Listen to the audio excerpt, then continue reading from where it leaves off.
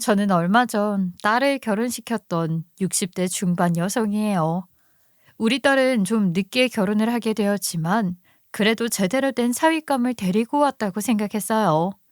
하지만 그 사윗감이 우리 집안을 거의 망하기 직전까지 끌고 갈 거라고는 그때는 생각하지 못했어요.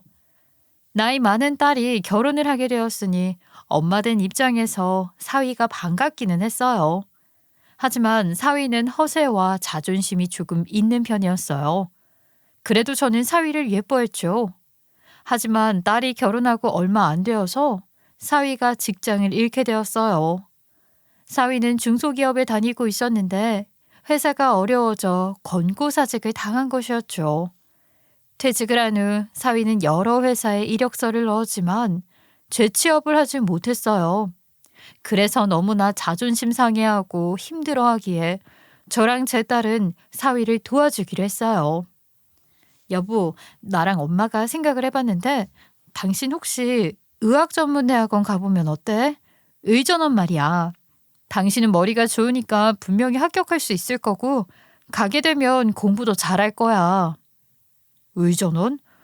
갈 수만 있으면 좋은데 학비가 꽤 비싸지 않아? 그 학비 감당하기 힘들 텐데. 사위, 나랑 우리 딸이 그 정도는 도와줄게. 자네가 이렇게 의기소침하고 있는 거 보니까 마음이 괴로워. 학비는 우리가 어떻게든 대줄 테니까 의전원 가서 공부 열심히 해서 의사가 된 다음에 갚아. 그러면 되지. 사위는 처음에 망설이더니 우리가 계속 설득을 하자 결국 저희 말대로 하기로 했어요. 장모님, 여보, 정말 감사합니다. 그러면 염치불구하고 그렇게 해볼게요. 제가 열심히 해서 꼭 이 은혜 갚겠습니다. 감사합니다. 저와 딸은 당장 있는 돈을 모아서 사위를 의전원에 보냈어요. 그런데 의학전문대학원이라는 게 등록금이 굉장히 비싸더라고요. 첫 학기 등록금은 어찌저찌 해결했지만 그 다음부터는 그럴 수가 없었어요. 그래서 제가 살던 낡은 주택도 팔고 전세로 옮기면서 사위가 공부하는 것을 지원해 주었어요. 이런 사정을 알고 있는 사위는 딸과 저에게 너무너무 잘했어요. 사위는 돈은 없었지만 한 번은 제 생일이라고 안마의자를 사왔더라고요. 아이, 홍서방, 이게 뭐야? 무슨 돈이 있다고 이렇게 비싼 선물을 사왔어? 이런 거 안 사도 되는데 너무 무리한 거 아니야? 아니에요, 어머님. 부담 갖지 말고 받아주세요. 어머님 생신이라서 꼭 좋은 선물 드리고 싶었어요. 아니, 그래도 그렇지. 홍서방이 무슨 돈이 있다고. 엄마, 실은 이 사람이 엄마 선물 사드리고 싶다고 3달 정도 아르바이트해서 돈 모아서 산 거야. 일전원 공부가 어렵다 보니까 공부하는데 시간이 많이 들어서 매일 밤 10시부터 새벽 2시까지 배달을 했다니까. 그러니까 엄마가 꼭 기쁘게 받아줘요. 그만큼 우리 남편의 마음이 담긴 선물이니까요. 세상에, 홍서봐. 아이, 정말 감동이야. 공부만 해도 힘들 텐데 새벽까지 아르바이트를 했어. 내 선물 사주고 싶어서. 아이고, 이렇게 착한 사위를 가진 나 같은 장모님이 어디 있겠어. 홍서방, 정말 고마워. 자네가 제일 최고야. 장모님이 기뻐하시니까 저도 좋아요. 그리고 장모님 이곳저곳 쓰신다는 이야기 듣고 사위가 가만히 있으면 안 되죠. 제가 의사가 되면 그때는 제가 진료해 드릴게요. 장모님이 집까지 팔아서 제 뒷바라지를 해주시는데 이 정도라도 해야죠. 정말 감사합니다. 장모님 생신 축하드려요. 이렇게 우리는 돈은 없었지만 항상 단란했어요. 사위는 저한테만 잘하는 것이 아니라 우리 딸한테도 참 잘했거든요. 우리 딸은 당시에 사위를 뒷바라지하기 위해 회사를 다니고 있었는데 사위는 학교 수업이 끝나고 도서관에서 공부를 하다가 딸의 퇴근 시간이 되면 매일 딸을 마중하러 갔어요. 여보, 저녁 먹었어? 아유, 오늘도 공부하느라 고생 많았지. 매일 나 데리러 오지 않아도 되는데 공부할 시간 많이 필요하잖아. 저녁은 당신이랑 먹으려고 아직 안 먹었지. 그리고 당신 매일 늦게 퇴근하는데 내가 당신 데리러 와야지. 밤이라 위험하기도 하고 나 때문에 고생하는데. 그리고 남은 공부는 집에 가서 해도 돼. 그러니까 미안해할 거 없어. 그래? 그래도 당신이 데리러 오니까 솔직히 좋기는 하다. 얼굴도 보고 혼자 걷지 않아도 되어서 좋고. 우리 남편은 완전히 매너남이네. 당연하지. 당신 한정으로 완전 매너남이지. 얼른 집에 가서 맛있는 거 먹자. 이렇게 사위는 돈이 없어도 자신이 할 수 있는 최선을 다해서 우리에게 잘했어요. 그리고 공부도 열심히 했죠. 그래서 저와 딸도 사위를 더 아끼면서 뒷바라지를 열심히 했어요. 그러는 동안 사위의 졸업이 다가왔고 사위는 졸업까지 무사히 잘하게 되었어요. 사위가 졸업하던 날 우리 가족은 얼마나 기뻐했는지 몰라요. 여보, 졸업 축하해. 얼마나 고생 많았어. 공부하느라 힘들었지. 그동안 애썼어. 홍서방, 졸업 축하하네. 고생 많았어. 이제는 정말로 의사가 되는 거구나. 잘 됐네, 잘 됐어. 장모님, 여보, 이건 다 두 분 덕분이에요. 두 사람이 없었다면 제가 여기까지 못 왔을 거예요. 정말 감사합니다. 이제 제가 의사가 되어서 도와주신 은혜 다 갚도록 할게요. 졸업을 한 뒤에 사위는 운까지 따라줬어요. 의전원을 졸업은 했지만 사위는 돈이 없었고 그래서 페이닥터로 들어가서 돈부터 모아야 하나 생각하고 있었어요. 그런데 운이 좋아서 같이 의전원을 다녔던 부자 동기와 함께 개원을 하게 되었어요.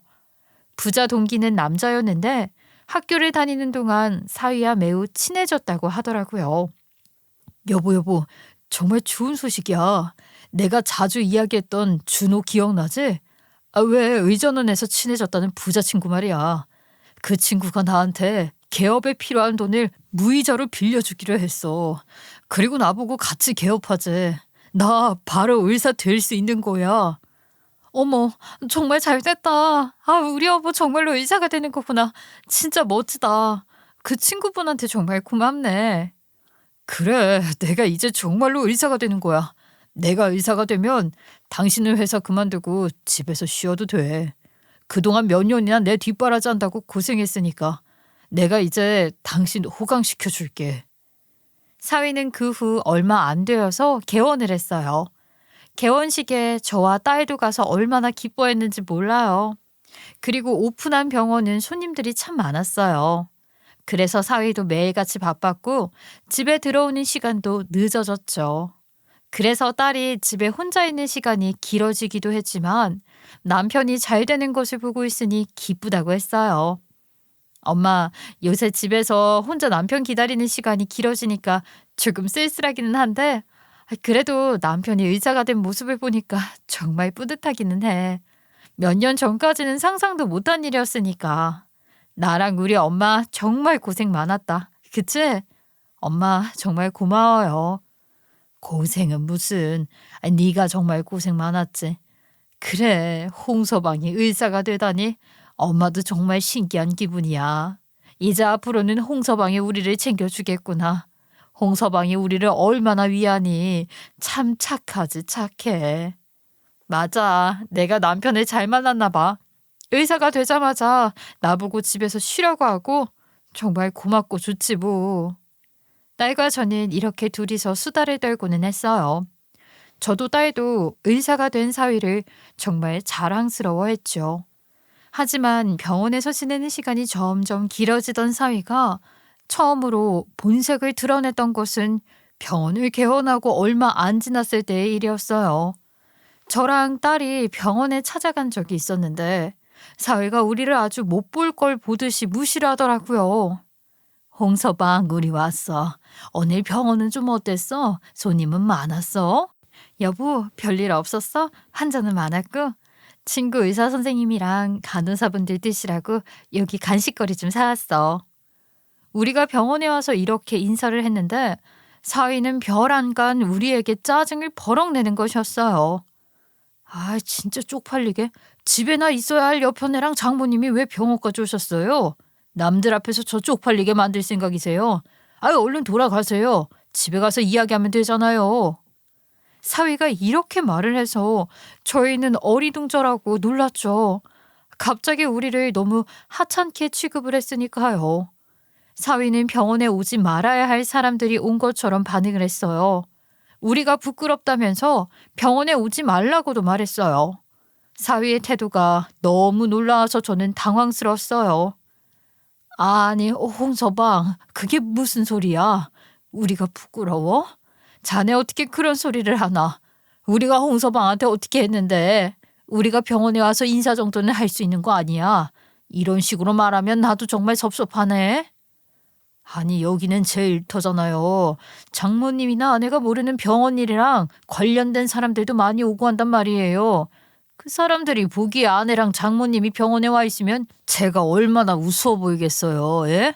완전 치마폭에 쌓여있는 사람처럼 보일 거 아니에요. 전 그런 거 싫으니까 집에 가서 이야기하시죠. 사위가 이렇게 단호하게 이야기를 하니 기분이 나빴지만 일단은 딸과 함께 집으로 돌아갔어요. 더 한 소리 하고 싶었지만 사위 말대로 다른 직원들이 들을 수도 있어서 집에서 이야기하기로 한 거죠. 하지만 영 기분이 좋지는 않았어요.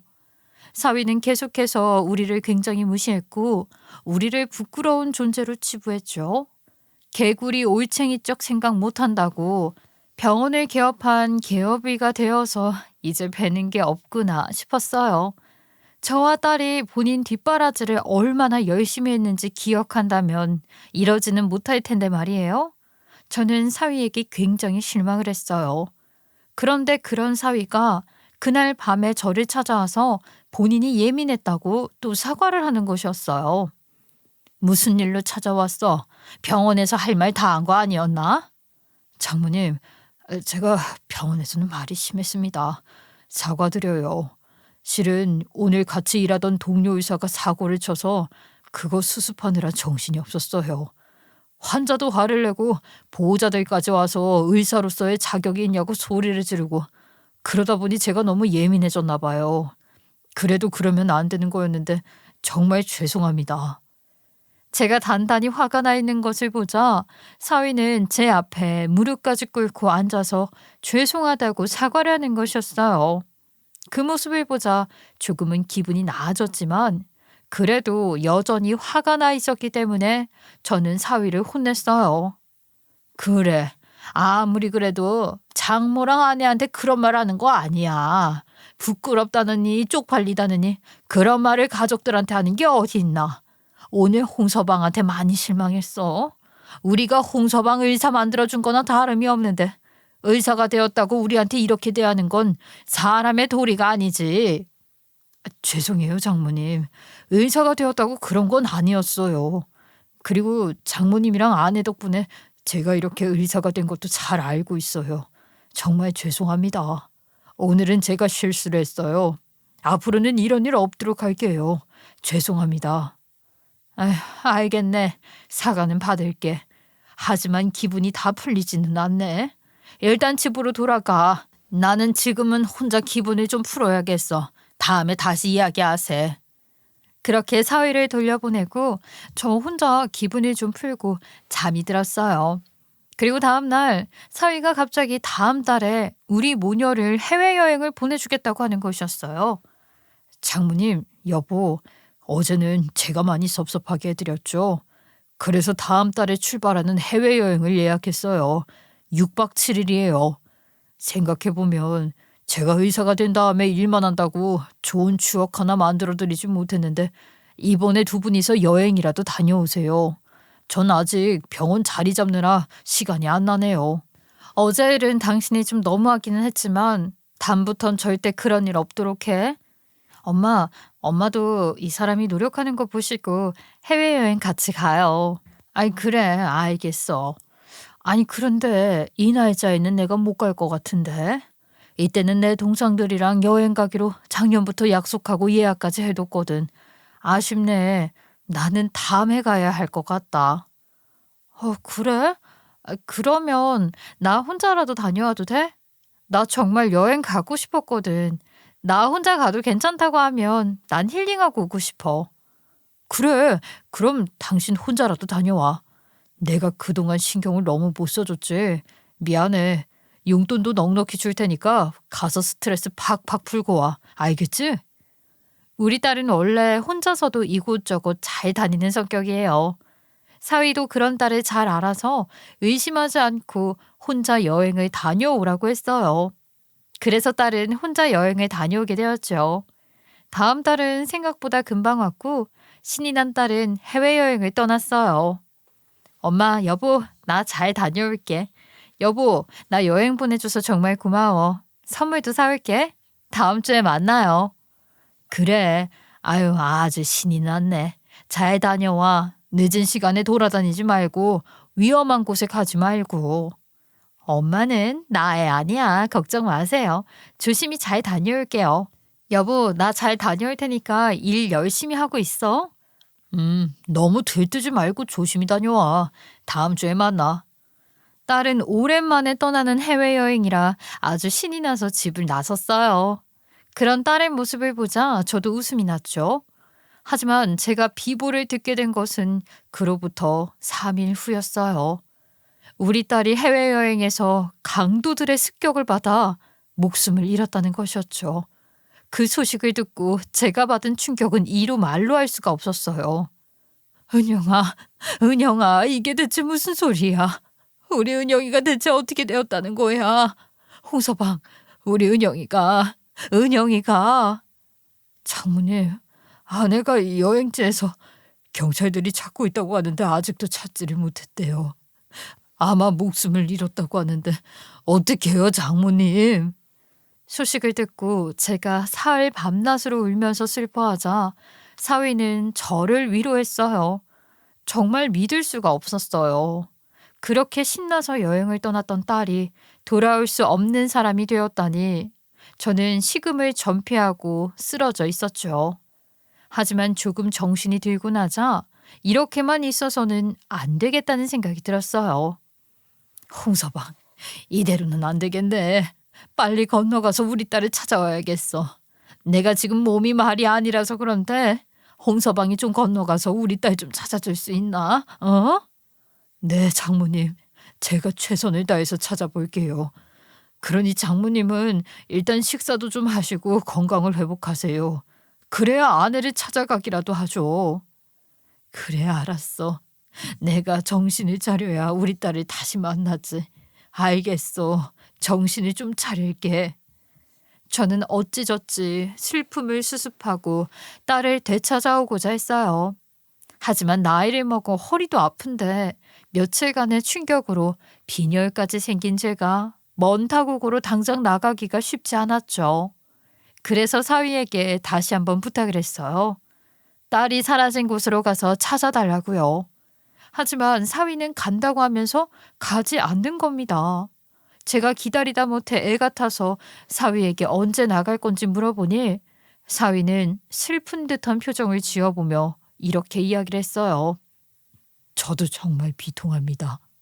하지만 해외에서 강도를 당해 사람을 잃어버린 경우는 거의 찾을 수 없다고 들었어요. 제가 나가도 마찬가지일 거예요.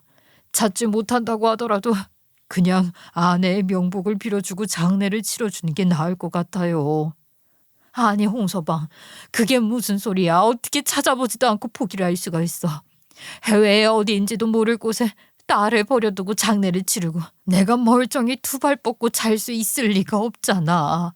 자네가 안 가겠다면 나 혼자라도 나가보겠네. 그렇게 해야겠어.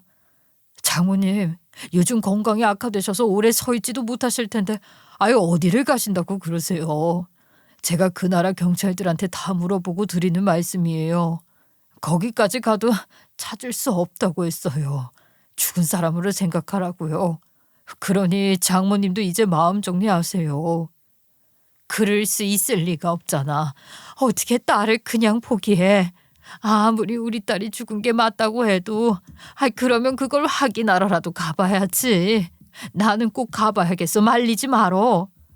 사위가 만류를 했지만 저는 혼자 딸이 여행 간 곳으로 출국을 했어요.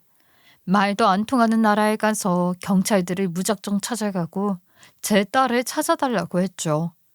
이 사진 보여요? 이게 내 딸이에요. 내 딸 찾으러 왔어요. 여기에서 강도를 당해서 실종이 되었다고 했어요. 내 딸 좀 찾아주세요. 저는 미친 사람처럼 딸을 찾아다녔어요. 하지만 허사였어요. 사람들은 제 말을 알아듣지도 못했고 알아듣더라도 도와줄 수가 없었죠. 저는 주저앉아 엉엉 울면서 다시 귀국을 할 수밖에 없었어요. 그리고 한국에 돌아와서 저와 사위는 딸도 없이 딸의 장례식을 치렀어요. 얼마나 비통했는지 몰라요. 딸을 잃은 것만 해도 슬픈데 마지막 모습을 보지도 못하다니. 저는 하도 울어서 멍하니 장례식장에 앉아 장례를 진행했어요. 이게 현실이라는 것을 믿을 수가 없었죠. 제가 돌아와 시름에 빠져 살자 그런 저를 보고 사위가 우리 딸의 혼을 달래주러 본인 부부의 추억의 장소였던 섬으로 가자고 말을 했어요. 장모님, 아내가 살아있었을 때 저랑 자주 놀러 갔던 섬이 있어요. 사람 한 명 살지 않는 곳인데 관광으로는 갈 수 있거든요. 아내가 그 섬을 굉장히 좋아했어요. 낙원에 온 것 같다고 하면서요. 그때 본인이 먼저 떠나면 그 섬에 자신을 뿌려달라고 말을 했어요. 자유롭게 바다를 헤엄쳐 다니면서 살고 싶다고요. 그래, 우리 딸이 물을 참 좋아하고 바다도 참 좋아했지. 나는 위험하다고 싫어했는데 걔는 수영을 참 좋아했어. 그래, 그 섬에 대한 이야기도 나한테 몇 번 했었어. 자네랑 그 섬에 여행을 여러 번 갔었지. 네, 맞아요. 그 섬이에요. 아내도 없이 장례를 치렀지만 아내의 혼이라도 거기에 보내주고 오고 싶어요. 장모님도 함께 가시죠. 가서 저와 함께 작별 인사라도 해요. 저는 알겠다고 하고 사위를 따라 나섰어요. 갈 때 평소에 딸이 잘 사용하던 물건 몇 개를 챙겨갔죠. 섬에 뿌릴 유골이 없으니 딸이 사용하던 물건이라도 태워 뿌려줘야겠다고 생각했어요. 그래서 사위와 함께 섬에 도착을 했어요. 사위, 딸이랑 제일 자주 갔던 곳이 이 섬의 어디인가? 안내 좀 해줘. 거기에 가서 딸의 물건을 태우고 딸이랑 이야기 좀 나눠야겠어. 네, 장모님.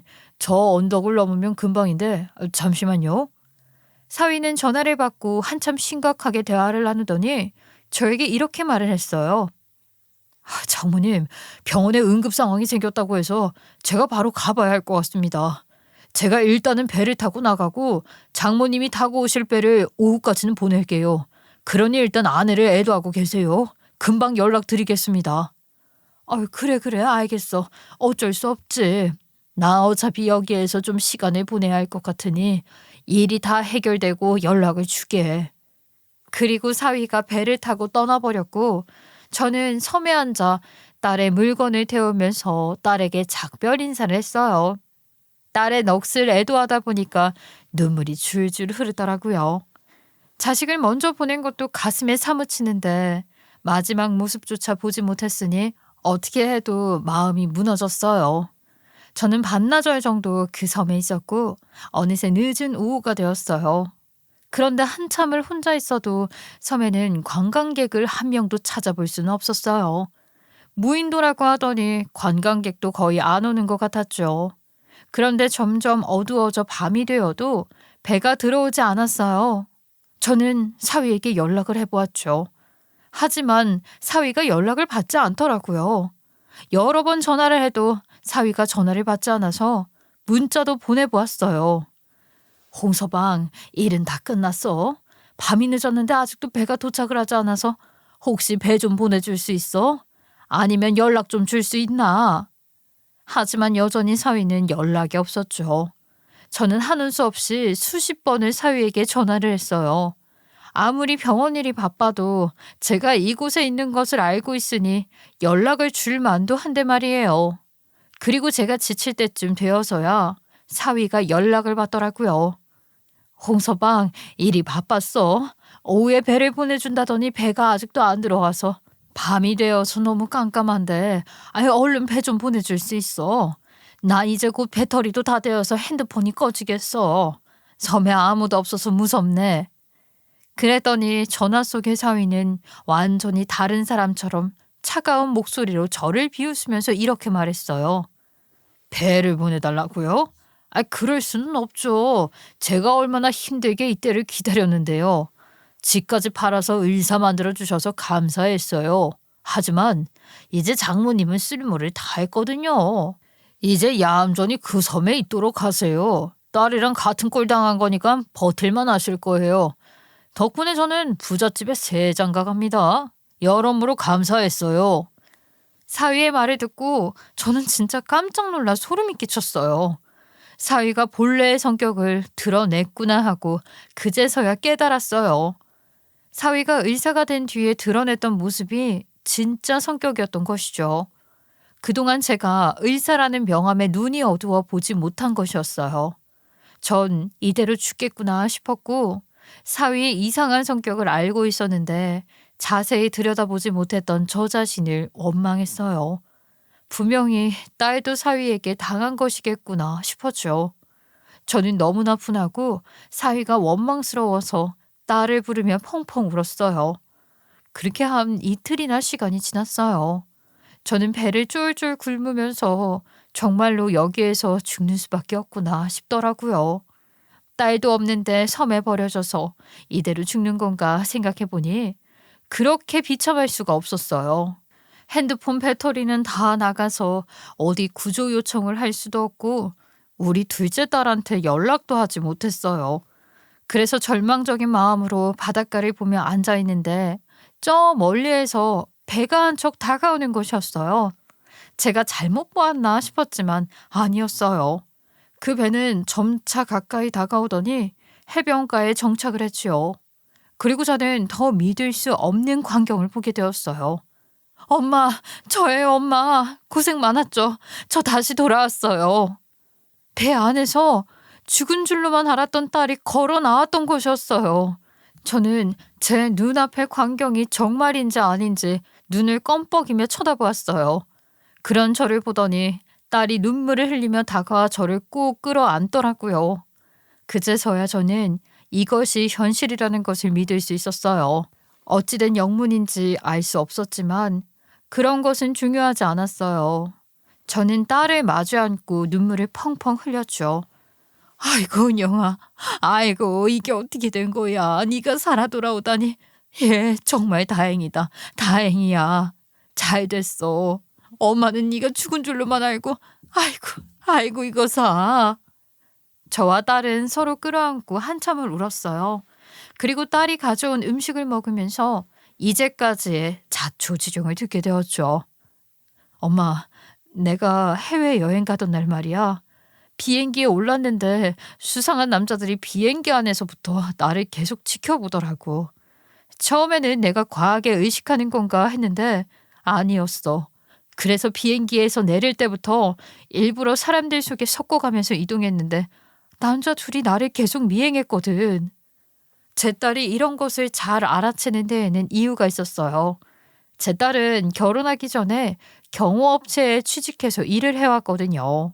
사위와 결혼을 한 뒤에도 딸은 한동안 경호업체에서 여직원으로 일을 했어요. 그렇게 번 돈으로 사위의 의전원 등록금을 전부 다 대주었던 것이었어요. 그러다가 사위가 병원을 개업한 뒤 딸도 경호업체 일을 그만두게 되었고요. 이런 배경이 있어서 제 딸은 위험에 처했을 때 눈치를 채고 몸을 먼저 피할 수 있었던 것이었어요. 그래? 그 남자들이 너를 쫓아오는 걸 알았어. 그래서 어떻게 했는데? 이건 아무래도 내 목숨을 해치려고 하는 것 같은 거야. 그래서 그 남자들을 피해 숨어 있었어. 그 남자들이 며칠 동안이나 내가 머물기로 했던 호텔이랑 여행지들을 돌아다녔거든. 난 옷까지 현지에서 사서 입고 머리도 내가 직접 자르고 모자도 써서 그 사람들이 나를 못 알아보도록 노력을 했지. 그리고 내가 그 사람들을 놓치면 더 위험할 것 같아서 거리를 두고 따라다녔어. 그랬더니 며칠 후에 그 남자들이 통화로 보고를 하는데 남편 이름 나오더라고. 그때는 정말 망치로 머리를 두드려 맞은 것 같았어. 내가 잘못 들었나 했거든. 딸은 자신의 목숨을 해치려고 하는 남자들을 피해 한 달이 넘게 숨어 있었다고 했어요. 그 남자들이 사라지자 딸은 비행기를 타고 한국으로 돌아올 수 있었다고 했어요. 아니 그럼 저번 달에 한국으로 들어와 있었던 거야? 들어와서 어디에 있었는데? 당장 남편에 신고할까 했는데 증거가 없잖아. 그래서 생각해보니까 남편이 내가 살아있다는 걸 알면 안 되겠더라고. 그래서 집에 가지 않고 남편이 없는 틈을 타서 증거를 찾아내야겠다고 생각했지. 그런데 참 얄궂더라. 남편은 내가 돌아왔을 거라는 생각조차 못해서 아주 살판이 났더라고. 남편이 출근했을 때 집 안에 녹음기를 설치했는데 들어보니까 불륜녀를 데리고 당당하게 우리 집에 들락날락거리더라. 딸은 녹음한 내용을 저한테 들려주었어요. 저는 그 내용을 듣고 당연히 분노로 몸이 부들부들 떨리더라고요. 자기야, 얼른 들어와. 이제 우리 집에 아무도 없어서 망설일 거 없다고. 그래도 내가 이렇게 들어가도 될까? 좀 무섭기는 한데. 무섭기는? 이제 아무도 없다니까. 나한테는 이제 자기밖에 없어. 준호는 뭐래? 우리 둘 결혼하는 거 괜찮대? 그치. 우리 동생은 내 행복을 바라니까. 내가 이혼을 2번이나 했다고 동생이 얼마나 속상해했는데. 그래서 내가 자기랑 사귄다고 하니까 엄청 좋아하고 개원 비용도 무이자로 빌려준 거 아니야. 누나도 이제 좀 행복해져야 하지 않냐고 했거든. 우리 동생 진짜 좋은 동생이지? 그러게 준호는 진짜 착한 녀석이야. 덕분에 이렇게 예쁜 누님이랑 내가 결혼도 하고. 와, 진짜 좋다. 정말 믿을 수가 없었어요. 사위는 완전히 앞뒤가 다른 인간이었어요. 앞에서는 우리한테 아주 잘하는 것처럼 해놓고 뒤에서는 불륜을 저지르면서 우리를 없앨 흉계를 꾸몄던 거죠.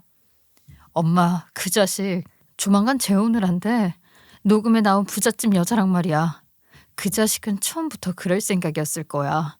나한테는 단물 다 빨아먹고 엄마한테도 뒤통수 치고 지금 동업으로 병원 같이 차린 의사 동료랑 그 누나랑 남편 그 자식까지 다 지들끼리 계획이 있었던 거야. 그런 자식은 꼭 좀 혼나봐야 돼. 그래, 이건 용서할 수가 없다. 이 자식들이 감히 내 딸을 이런 취급을 해. 게다가 사위놈은 목숨까지 노려. 이런 새끼들은 반드시 옥살이를 시켜야 돼. 꼭 대갚아 주자. 그래야겠어, 엄마. 내가 좀 더 빨리 와야 했는데 미안해요. 이틀 동안이나 이런 곳에서 혼자 있으면서 정말 힘들었죠. 남편을 관찰하던 중에 엄마가 남편이랑 같이 이 섬으로 여행을 떠나서 따라온 것이었거든. 그런데 예약해둔 배가 없다 보니 배를 수배하기가 어려워서 늦었어. 빨리 못 와서 미안해. 아니야. 엄마는 네가 돌아온 것만 해도 얼마나 기쁜지 몰라. 일단 네가 있다는 것만으로도 엄마는 정말 기뻐. 그리고 그 자식이 내가 살아있을 줄은 모르고 집안에 온갖 증거들을 떡하니 두고 다니더라고. 그래서 나를 습격하라고 사람을 고용한 계약서랑 내 사진이랑 영상을 보낸 기록 같은 것들을 찾아두었어요. 이것들이 있으면 일단 신고는 문제 없을 거야. 정말 믿을 수가 없네. 사위놈이 이딴 짓을 하다니 너무 충격적이야. 그런데 이걸 깨닫고 나니까 퍼즐이 다 맞춰지더라고. 처음에 병원 갔을 때 우리한테 당장 돌아가라고 못되게 말하기도 하고 그랬잖아. 그게 다 본인 계획을 혹시나 들키기라도 할까봐 그랬던 것 같아. 아니면 뭐 불륜녀가 와 있었을 수도 있고. 생각해보니 그렇네. 그렇게 생각하니 더 치가 떨리는데 일단 여기에서 나가자. 그리고 어떻게 하면 저 괘씸한 연놈들을 혼내줄지 머리를 맞대보자. 딸은 저를 데리고 섬을 탈출했어요. 제 무덤이 될 줄 알았던 섬을 탈출하니 그제서야 마음이 놓였어요. 그리고 집에 도착해 우리 둘은 앞으로의 계획을 논의했죠. 저와 딸은 어떻게 하면 사위에게 큰 타격을 줄지 의논을 했어요. 사실 저한테는 둘째인 딸이 하나 더 있는데 우리 둘째 딸은 마음에 병이 생기면서 세상이랑 단절하고 혼자 살고 있거든요. 그래서 사위가 그 점도 노리고 이런 짓을 벌인 것 같았어요. 역시 제일 크게 타격을 주려면 재혼식장에 들이닥치는 것이 좋을 것 같아. 내가 알고 있기로 재혼식이 얼마 안 남았거든요. 증거들도 미리 챙기고 경찰에도 연락해서 준비를 해야겠어. 그래, 거기에서 그 나쁜 놈들 정체를 다 까벌려줘야겠다. 당장 준비를 시작하자. 저희는 사위의 재혼식 일정을 파악하고 준비를 시작했어요. 그리고 사위의 재혼 당일날 재혼식에 찾아갔어요. 저는 이지원을 아내로 맞아 평생 행복할 것을 맹세합니다. 저도 홍정은을 남편으로 맞아 평생 행복할 것을 맹세합니다. 사위는 불륜녀랑 재혼식을 하면서 아주 입이 귀에 걸렸더라고요. 정말 볼만했죠. 곧 있으면 저 웃는 얼굴도 엉망이 될 예정이었어요. 재혼식이 끝나고 두 사람이 꽃길을 걸어오며 세레모니가 한창이었어요. 그때 딸이 나타나 그 둘의 앞을 가로막았죠. 여보, 오랜만이야? 그런데 이걸 어째? 내가 살아있는 줄은 몰랐지? 내가 죽지 않으니까 우리는 결혼한 그대로인데 어떻게 재혼을 하고 있어? 그러고 보니 나는 여보가 보내준 여행에 갔다가 죽은 사람이 되었는데 혹시 처음부터 그걸 노렸나 봐? 재혼을 이렇게 당당하게 하고 있는 걸 보면. 그러면서 딸은 결혼식장에 비치된 꽃이며 조명들을 마구마구 엎어버렸어요. 예식장은 발칵 뒤집히고 말았죠. 하객들이 모두 당황해 소리를 지르고 모두 엉망진창이 되었어요. 그렇지만 그 중에서도 가장 놀란 것은 바로 사위였어요. 떠난 줄로만 알았던 딸이 나타나자 사위의 얼굴은 새파래지고 벌벌 떨면서 딸을 향해 말했어요. 너는 분명히 세상을 떠났잖아. 내가 직접 확인 보고를 받았어. 그 사람들이 너를 잘 보냈다고 했는데 어떻게 여기에? 그래, 나 아직 안 떠났어. 그런데도 나는 그동안 떠난 사람이었지만 얌전히 떠나 있기만 했던 건 아니거든. 네가 나를 없애려고 의뢰를 했다는 계약서를 찾아냈어. 설마 돈이 탐나서 아내랑 장모님까지 처리하려고 들 줄은 몰랐지? 믿었던 남편이 사이코패스나 다름이 없었는데 놀라울 일이지. 난 당신이 반드시 죗값을 치르게 할 거야. 딸이 이렇게 말을 하니 불륜녀와 그 부모까지도 경악을 하면서 소리를 질렀어요. 이게 어떻게 된 거야? 자기 아내랑 이혼했다면서. 그런데 여행 가서 뭐 보내버린 걸로 되었다니 그게 무슨 소리고, 이혼한 것도 아니라니 이게 무슨 말이야? 아니, 잠깐 내 말을 좀 들어봐. 여기에는 다 사정이. 자네, 이게 다 무슨 난리인가? 저기 있는 저 여자가 정말로 자네의 아내야? 그럼 결혼한 사람이 있는데 우리 딸이랑 또 결혼을 하려고 한 거야? 아니, 아가씨는 뭔데 우리 딸 결혼식을 망쳐요? 이 사람들 뭐 하는 사람들이야? 정신이 이상한 거 아니야? 당장 나가라니까. 불륜녀네 집안은 소리를 고래고래 지르면서 삿대질을 해가면서 난리였어요. 저는 기가 차서 코웃음을 쳤죠. 이제는 우리 딸을 우습게 여기면서 불륜을 저지른 불륜녀와 제 딸과 저를 처리하려고 했던 중죄인인 사위를 처단할 때였어요. 아니, 이보세요. 제가 여기 있는 우리 딸의 엄마인데요. 일단 불륜을 저지른 것은 그쪽 따님이거든요. 뭐? 아니, 뭐라고? 증거 있어요. 증거. 우리 딸이 불륜을 저질렀다는 증거이냐고. 증거야 차고 넘치는데 그냥 이 아가씨한테 물어보면 되겠네요. 어때요? 우리 사위가 의전원 다닐 때 그때부터 만났죠? 그때는 우리 딸이 시퍼렇게 살아있던 시절인데 그때는 결혼한 사람인 거 알고 만났을 거 아니야. 내 말 맞죠? 제가 이렇게 추궁을 하자 불륜녀는 눈에 띄게 당황을 하더니 이렇게 말하더라고요. 그렇지만 의전원 졸업하고 나서 분명히 이혼했다고 했어요. 그래서 제 동생이 같이 병원 개원하자고 했던 거고 그때도 아직 이혼을 안 했을 줄은 몰랐어요. 저도. 정말이에요. 저도 속았어요. 뭐? 너 그게 정말이냐? 불륜을 저질렀다는 게 사실이냐고? 이러니 저러니 해도 불륜을 저지른 건 사실이네요. 그러니까 그렇게 당당하게 저희한테 소리 지를 자격은 없을 것 같은데요. 그리고 이번에는 딸이 나서서 각종 증거 자료들을 들이밀며 말했어요. 그리고 제 남편은 저를 없애려고 저를 해외로 여행을 보낸 다음에 사람을 보내 저를 습격하게 했어요. 그리고 저는 구사일생으로 살아남아서 여기에 온 거거든요. 그러니까 이제 저 중범죄자를 경찰에 끌고 가야겠어요. 딸의 말이 끝나자마자 경찰들이 들이닥쳐 사위를 포위에 끌고 갔어요. 사건의 증거는 딸이 이미 확보를 해두었기 때문에 경찰에 신고하고 체포하는 것도 일사천리였죠.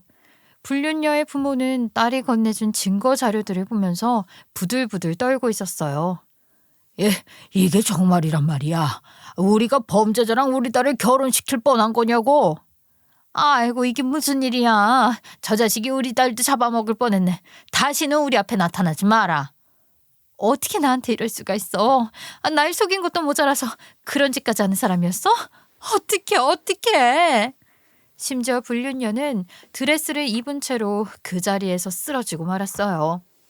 불륜녀가 응급대원에게 처치를 받는 모습을 보면서 저는 회심의 미소를 지으며 경찰서로 향했어요. 경찰서에 가서 사위 말을 믿었다가 제가 외딴 섬에 방치되었던 일도 이야기를 했어요.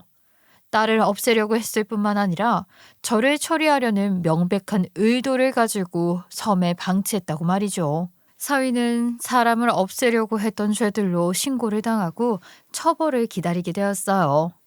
그리고 다음 날 그 불륜녀가 딸에게 연락을 했더라고요.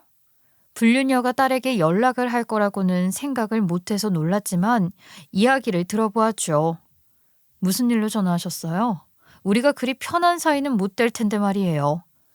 그래요, 알아요. 그리고 불륜에 대해서는 할 말이 없어요. 소송하겠다고 하면 어쩔 수 없고요. 하지만 저희 집도 그 남자에게 속았다는 것만은 말하려고 연락했어요. 그 남자가 전처랑 이혼을 잘했으니까 재혼하자고 했고요. 아무도 없는 집에 데려가 보여주고 해서 정말인 줄 알았어요. 그리고 그런 짓까지 한 사람인 줄은 몰랐어요. 사람의 목숨을 노리다니, 그것도 두 사람이나. 정말이에요. 우리도 실체를 알고 나서 기겁하면서 재혼도 없던 일로 하기로 했어요. 거짓말에 속은 것이지 우리가 같이 공모한 것은 아니니까 오해가 없었으면 좋겠어요. 그걸로 우리까지 신고하지는 말아줬으면 해요. 마음에는 안 들지만 무슨 말인지는 알았어요. 하지만 내가 많이 억울해서 상간녀 소송은 해야겠으니까 그렇게 알고 있으세요. 딸은 그 뒤로 일단 이혼 소송부터 진행을 했어요. 그리고 상간녀 소송도 진행을 했죠. 사위는 이미 저와 딸을 노린 범죄로 사건 조사가 진행 중이었고 처벌을 받을 것이 확실했어요. 그래서 이혼 소송도 딸에게 매우 유리하게 진행되었죠. 게다가 저와 딸이 사위에게 집까지 팔아가면서 큰 투자를 했기 때문에 그 공로가 인정되어서 재산 분할도 딸에게 매우 유리하게 진행이 되었어요. 그렇게 소송들이 거의 마무리 단계가 와 있을 때 사위놈이 뻔뻔하게도 연락을 해왔더라고요. 여보, 내 말 좀 들어줘. 내가 잘못했어. 내가 정말 나쁜 놈이야. 당신 나를 용서해주지 않으면 나는 정말로 끝이야, 정말로. 내가 사과할게. 그리고 무슨 일이든 다 할게. 그러니까 나 한 번만 좀 용서를 해줘라. 부탁해, 여보. 무슨 소리를 하나 한번 들어보려고 했더니 역시나 정말 말도 안 되는 소리를 하고 있네. 어떤 사람이 자신의 목숨을 노린 사람을 용서하겠어? 넌 그렇게 처벌받고 옥살이하는 게 어울리는 인간이야. 아예 안 돼. 나 정말 이제 아무것도 없어. 병원에서도 내쫓겼단 말이야. 그 여자네 가족들이 나를 병원에서 내쫓아버렸어. 개원할 때 빌린 돈도 다 갚아야 하는데 이제 의사 노릇도 못한다고. 여보, 나 좀 도와줘. 정말 뻔뻔하고 본인밖에 모르는구나. 하긴 그러니까 이런 짓들을 저질렀겠지. 나한테 한 짓도 용서할 수 없지만 엄마까지 위험에 처하게 했다는 게 정말 화가 나. 넌 평생 빚이나 갚으면서 의사사회에는 명함도 내밀 수 없게 될 거야. 하긴 사람 살리는 의사하겠다는 놈이 목숨을 빼앗으려고 했으니 의사를 한다는 건 말도 안 되는 일이지. 그리고 이제 차단할 거니까 다시는 연락하지 마. 넌 내 인생에서 가장 끔찍하고 필요가 없는 인간이야. 잘 가라, 쓰레기야. 그 뒤로 딸은 예전 사위를 차단했어요. 얼마 뒤 이혼 소송에서 딸이 이겨서 집이며 남은 재산까지 대부분이 딸의 소유가 되었어요. 또 상간녀 소송에서도 이겨서 최고 위자료를 받게 되었죠. 지금 예전 사위는 중죄를 지은 것이 인정이 되어서 복역 기간을 받고 옥살이를 하고 있어요. 하긴 사람의 목숨을 노린 사람을 누가 용서해 주겠어요? 저와 딸은 함께 살 집을 마련했어요. 우리 두 사람은 너무 큰 일을 겪은 직후라 지금은 한동안 집에서 쉬면서 지내고 있죠. 저도 다시 돌아온 딸에게 더 잘해주려고 매일 애를 쓰고 있어요. 잠시나마 딸을 잃어보니 있을 때 잘하라는 말이 다른 게 아닌 것 같아요. 딸 또한 저를 챙기면서 다시는 예전 사위 같은 사람에게 당하지 않겠다고 결심을 하고 있어요. 딸은 다시 취업을 해서 저를 부양하겠다고 했어요.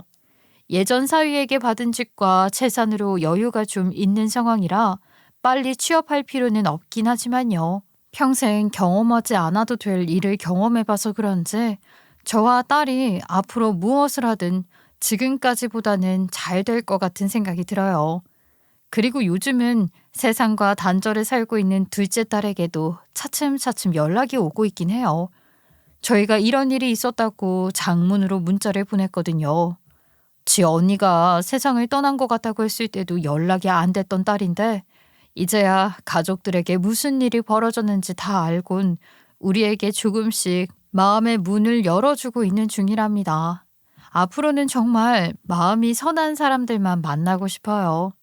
제 사연을 들어주셔서 감사하고요.